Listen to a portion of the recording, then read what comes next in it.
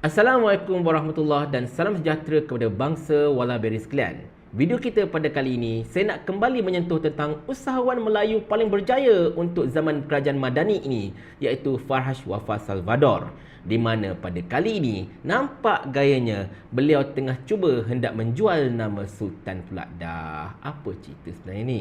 Kita intro dulu. La la la la la la la la. Cerita dia macam ni, tuan-tuan dan puan sekalian. Kita semua masih ingat pada beberapa hari lepas telah muncul satu cerita yang sangat-sangat luar biasa, iaitu Farhaj Wafa Salvador, mantan setiausaha politik kepada Datuk Seri Anwar Ibrahim, tiba-tiba muncul sebagai pemegang saham utama dalam Hi-Tech Padu Sdn Bhd, di mana Hi-Tech Padu ini merupakan salah sebuah syarikat yang terlibat dalam bidaan untuk mendapatkan projek kerajaan bersama-sama dengan Immigration Malaysia. Immigration Malaysia ini pula merupakan satu jabatan di bawah Kementerian Dalam Negeri. Dan Menteri Dalam Negeri pula ialah Saifuddin Nasution yang merupakan rakan sepasukan Farhaj dalam pemilihan PKR tak lama dahulu. Di mana secara asasnya Saifuddin ini macam agak hutang budi pada Farhaj pada ketika itu.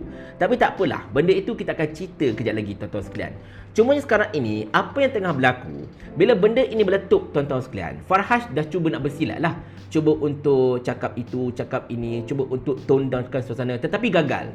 Apa sahaja yang beliau cakap, nampaknya telah berjaya dipotong dan juga dipertikaikan oleh mereka yang mematikan benda ini. Dan sekarang ini, Farhaj telah kembali dengan buah tai chi yang terbaru, di mana beliau kata pemilikan saham beliau dekat Hi-Tech Padu itu yang menggunakan Rosetta Partners adalah merupakan JV antara beliau dengan Sultan Kelantan, Sultan Muhammad yang kelima, atau nama penuh baginda Tengku Muhammad Faris Petra, di mana Farhaj kata beliau telah beli saham Hi-Tech Padu itu menggunakan Rosetta Partners. Dan Rosetta Partners ini pula merupakan syarikat yang JV antara beliau dan juga Sultan Kelantan melalui syarikat M5 South Sea Sdn Bhd. Kiranya Farhaj nak kata dalam Rosetta Partners itu ada dua pemegang saham utama lah. Satu beliau, satu lagi M5 South Sea. Dan Rosetta Partners inilah yang telah membeli saham Hi-Tech Padu. Macam itulah kiranya.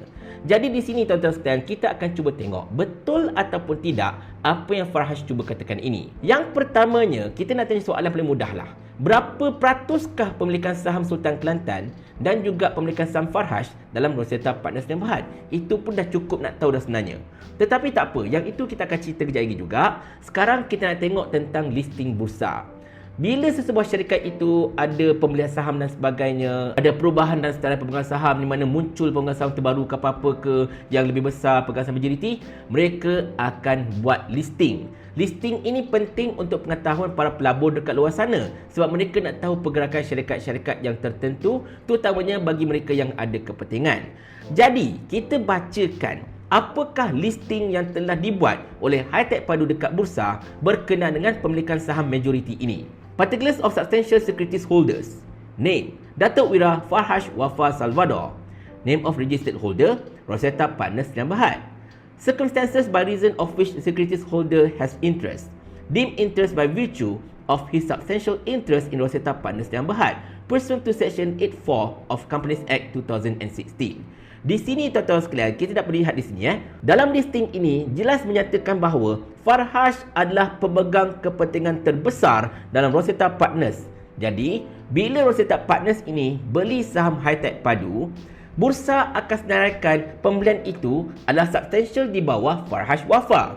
Andai kata kalau Sultan Kelantan juga mempunyai kepentingan yang sama besar dengan Farhaj dalam Rosetta Partners ini, nama Sultan Kelantan mesti disenaraikan sekali.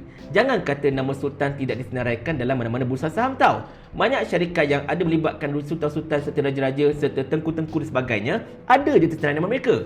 Jadi dekat sini, secara asasnya melalui listing bursa ini, jelas dan nyata Rosetta Partners ini pemegang saham terbesarnya ialah Farhaj Wafa seorang. Kalau anda tak yakin lagi, mari kita kronologikan perkara ini kejap. Farhaj Wafa melalui Rosetta Partners telah membeli saham Hi-Tech Padu berjumlah 6.16 juta unit pada 11 Mac tahun 2024. Itu satu. Dan kemudian besoknya pada 12 Mac tahun 2024, Farhaj telah menambahkan lagi 9.69 juta unit saham pegangan beliau dalam Hi-Tech Padu, menjadikan jumlahnya lebih kurang dekat 16 juta unit saham, di mana benda ini bernilai hampir 40 juta ringgit Malaysia. Ingat tarikh ini 11 hari bulan 6.16, 12 hari bulan 9.69. Nama Sultan Kelantan seperti mana yang tertera dekat jadual ini hanya muncul pada 16 hari bulan Mac tahun 2024. Bermaksudnya dekat sini tuan-tuan sekalian, Farhash dah beli dulu saham Hitech Padu ini. Kemudian bila semuanya tengah panas, tengah berapi, dah meletup sana meletup sini, baru tiba-tiba nama Sultan Kelantan muncul dalam senarai substantial shareholder dan sebagainya. Jadi di sini kita rasa pelik juga. Andai kata, kalaulah betul Sultan Kelantan ini merupakan pegangan saham yang sama dengan Farhash dan Rosetta Partners, mesti nama Sultan Kelantan dah muncul awal-awal, bukan muncul 4 hari selepas benda ini meletup gila-gila. Nampak tak dekat situ? Ikan kan? Ikan. Nampak tak ikan dekat situ? Kalau ada yang tak yakin lagi benda ini, cakap Papa Berry tipulah, Papa Berry ngencing dan sebagainya, jom kita tengok siapakah pemegang saham dan Rosetta Partners. Dan dekat sini anda nampak cuma ada 2 nama sahaja, iaitu Farhash Wafa Salvador dan juga company secretary yang lelaki India inilah, dia meroki syarikat secretary.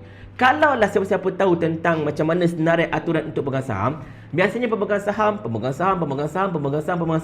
bawah sekali baru secretary. Tetapi sekarang nampak pemegang saham utama Farhash, bawah tu terus secretary. Bermaksud pemegang saham dan Rosetta Partners ini merupakan Farhash Wafa seorang sahaja, tak melibatkan Sultan Kelantan pun pada ketika itu. Sekarang ini baru nama Sultan Kelantan muncul dengan pegangan saham berjumlah 16.1 juta dan sebagainya lah. Itu belakang cerita. Benda itu dah kemudian. Jadi di sini tuan-tuan sekalian, kita dapat lihat sebenarnya Farhash cuba nak tai chi dan cuba untuk menunggang nama Sultan Kelantan. Konon-kononnya, benda ini JV antara saya dengan Sultan dan sebagainya. Tetapi fakta dan data tidak boleh nafikan. Farhash memang telah beli saham majoriti itu awal-awal. Dan bila benda dah meletup, barulah nama Sultan Kelantan dilibatkan dan macam-macam lagi. Dan kalau anda tidak yakin dengan kata-kata saya, di bawah Seksyen 25 Akta Perindustrian Security ataupun Depository Pusat 1991 ataupun SICDA, semua akta security yang dibuka dengan Depository Pusat mesti menggunakan nama pemilik manfaat security deposit atau penama yang dibenarkan. Selain itu, Seksyen 29A SICDA yang sama menetapkan bahawa semua urus niaga security hanya boleh dilakukan oleh pemilik manfaat security atau penama yang dibenarkan. Jika Sultan Kelantan menamakan dia sebagai penama, dia perlu bagi tahu. Contoh, katakan Farhash Fatwa kata, aku ni cuma penama saja. Dan kena beritahu, kena mention benda ini. Sebab benda ini tak boleh belakang-belakang tabir. Dia kena ada ketelusan dekat situ. Boleh faham kat sini Jadi benda-benda macam ni, anda pusing celah mana sekalipun, memang ternyata Farhash sebenarnya lah pihak yang telah memegang Rosetta Partners yang telah beli saham secara substantial dalam Hitech Padu ini. Dan soalan saya pada awal-awal tadi, kita tengok kronologi dia berkenaan dengan Hitech Padu ini sedang membida projek untuk Jabatan Immigration, di mana Jabatan Immigration ini di bawah Saifuddin Nasution. Di sini kita ada satu persoalan yang besar yang sampai sekarang tidak dijawab. Adakah Farhash memang tahu bahawa Hitech akan dapat projek tersebut? Dan juga, adakah akan berlaku konflik of interest dekat sini? Dan memandangkan sekarang nama Sultan dah masuk dalam mix ini, confirm lah syarikat Hitech Padu itu akan dapat projek tersebut. Betul tak? Dan benda-benda ini sebenarnya tuan-tuan sekalian lagi menambahkan bau ikan yang sememangnya sangat-sangat hanyir yang tidak boleh ditutup lagi dah sebenarnya. Tetapi itulah dia tuan-tuan sekalian. Di sini saya ingin menyampaikan satu perkara. Minta maaf anda kata kalau benda ini mengguris bahasan sesiapa, tetapi pada pandangan saya rasa tak begitu molek dan tak begitu cocok sebenarnya bagi para sultan ataupun kerabat-kerabat diraja terlibat dalam dunia perniagaan seperti ini. Sebab ini akan menyebabkan banyak sekali berlaku konflik of interest, banyak sekali berlaku perkara-perkara macam ni lah. Mungkin orang kata apa, kronisma terlibat, mungkin penyakauan terlibat, saya tak tuduh. Tetapi sekadar kemungkinan. Tetapi untuk menutup mulut mereka yang mengkritik, letak nama Sultan. Lantik Sultan sebagai shareholder dan sebagainya. Dan bila Sultan terlibat, takkan kena kritik, betul tak? Benda itu tak betul. Dan benda itu akan mencemarkan institusi diraja itu sendiri. Sepatutnya sultan-sultan ini dilihat sebagai satu badan yang bebas daripada pertanggungan daripada mana-mana pihak untuk menutup track mereka yang tak berapa cantik seperti ini. Nampak tak kat situ? Dan sekarang bila Sultan Kelantan sudah dicampak masuk dalam equation ini, maka benda ini akan jadi lagi berselidak lah. Tetapi apa-apa pun, tak kira nama Sultan Kelantan masuk dalam hal ini ataupun tidak, dia punya persoalan tetap sama. Yang pertamanya, mana Farhash dapat duit sampai 40 juta ringgit untuk beli saham utama dalam Hitech Padu? Yang keduanya, Adakah High-Tech padu selepas ini dengan pengaruh Kementerian Dalam Negeri, pengaruh Saifuddin Nasution, Fash pula kita tahu rapat dengan Saifuddin, mereka ini akan dapat projek berkenaan dengan Immigration Malaysia itu? Yang ketiganya, adakah Farhash telah dapat tahu yang High-Tech akan dapat projek ini dan baru dia beri saham ini? Dan benda ini of course lah akan meningkatkan saham High-Tech. Bila saham High-Tech meningkat, dia akan dapat keuntungan yang 2 kali ganda. Nampak tak kat situ? Senang je main duit kat situ kan? Tetapi ini bukan tuduhan. Ini merupakan persoalan-persoalan yang memang perlu dijawab secara tuntas dan jangan campak nama siapa, jangan tunggang nama sesiapa, terutamanya nama raja-raja untuk menutup soalan-soalan yang ditanyakan.